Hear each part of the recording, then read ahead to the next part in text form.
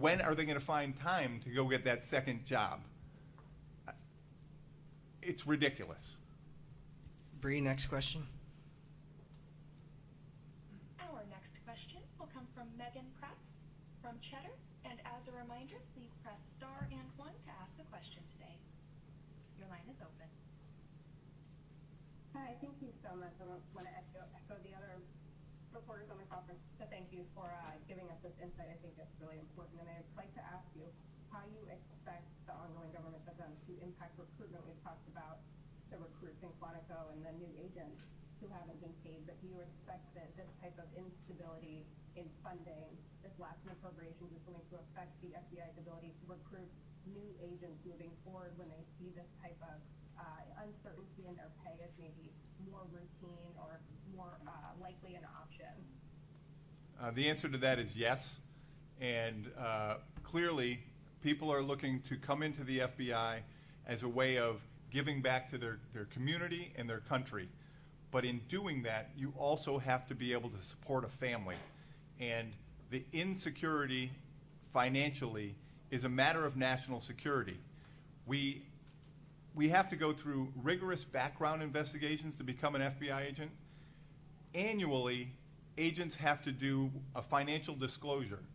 Every dollar that is attributed to us has to be documented. And if there are any defaults on loans, any missed payments, your credit report history is extremely important because it goes towards your ability to have a security clearance. This lack of funding to the FBI is hurting operations, it is hurting personnel across the board, and it is going to hurt our recruitment, and it is going to hurt our retention. FBI agents that are currently on board have opportunities to go into the private sector and double or triple their current salaries. You tell me what you would do if your family needed security financially and you're not getting it from the federal government.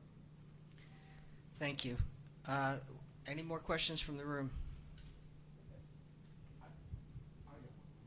Here, why don't we go over here? She has asked one, and then we'll go back to you. Thank you. Simone Perez with Vice News. I wanted to see if you could clarify the $3,000 limit, that's annually. And I'm also curious if you could say kind of point blank if the country is less safe now than it was before the shutdown started.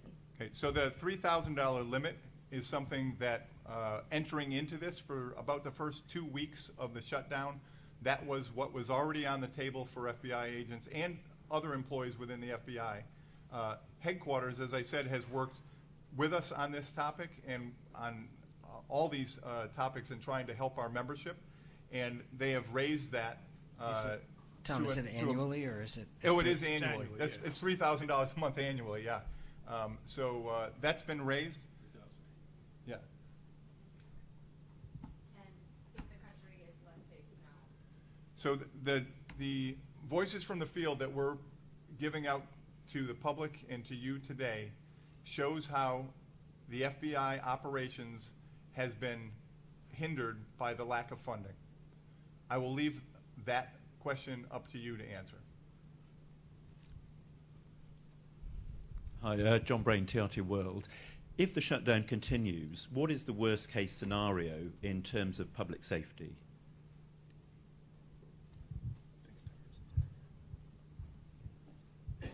That the FBI needs to be fully funded so that we can do our jobs, stop terrorist attacks, prevent criminal activity, arrest bad guys.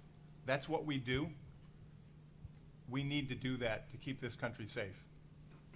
Next question. Emiliano Boss, Swiss Public Radio. Please, a kind of a follow-up. Would you say that FBI, due to the lack of funds, is not able at the moment to guarantee the safety of the American citizens? FBI agents go to work every day, whether we're paid or whether we're fully funded. FBI agents will do this job to their very, very best to protect the American people. We need the support of the federal government to give us the resources to make that the very best we possibly can do.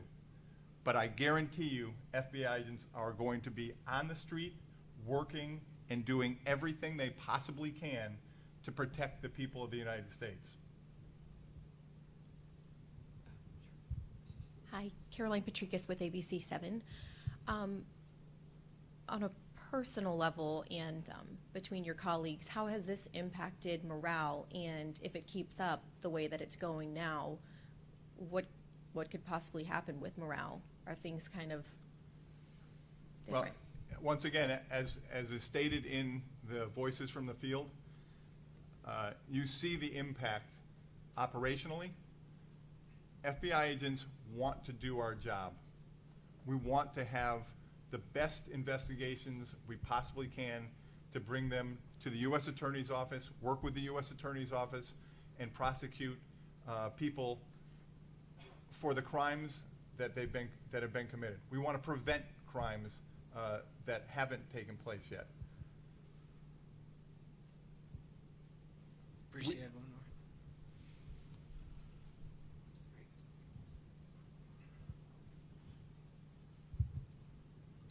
Hey, Bruce Leshane again from Channel 9.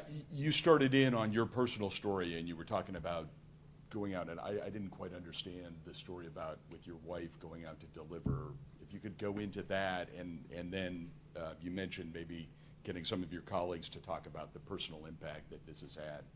If you all could take a couple of minutes and do that, that would be really valuable. Right. FBI field offices across the country have taken it upon themselves to assist our employees that are unable to fulfill their shopping, bringing food home to their families by setting up space in the FBI office that people can go to get food supplies and have a meal at home with their family and kids. My wife is an FBI special agent. She's in charge of our evidence response team, and so she's my boss on the team. She put out an email to her neighborhood bunco and book club, and we delivered an entire truckload back of our vehicle yesterday to the office from those citizens that took it upon themselves to bring food to our house. Phenomenal. Also, I can't believe it's happening. This would have been in what community? Virginia. I don't if one of these guys wants to. I'll just say one thing. It's very, very frustrating to have to put up with this because there's enough roadblocks doing the job to begin with, and they're not getting paid for it. That it just makes it 10 times worse. And it's also frustrating on my personal level. If I have to tell my 11-year-old we can't go play laser tag this weekend because I got to put gas in the car, that's extremely frustrating. My wife is also a special agent. She is also the senior team leader on the evidence response team, and I'm one of the members. So It's not the same woman. Not the same. And so we went from a dual income family to nothing income family. And just, as an example, I have a son who has been waiting to get braces. And we were going to do that in January, and we've had to put that off. It's an expense that we can't justify now until we're receiving pay again. And so these stories from the three of us, we're three senior FBI agents. We've all been in 20 years plus. The hardest hit are our new employees, our support employees, people who are not putting off the braces and this kind of stuff, but can't put food on the table. And I never thought I would say that about a person who's working for the federal government, but that's the truth. Okay, thank you, everybody. The report's available on the FBIA's website at fbiaa.org, or just talk to me or one of my colleagues, and we could send you a link. Tom's going to stick around for a little while and happy to answer some other questions. But thank you. The press conference is over. Thanks, Bree.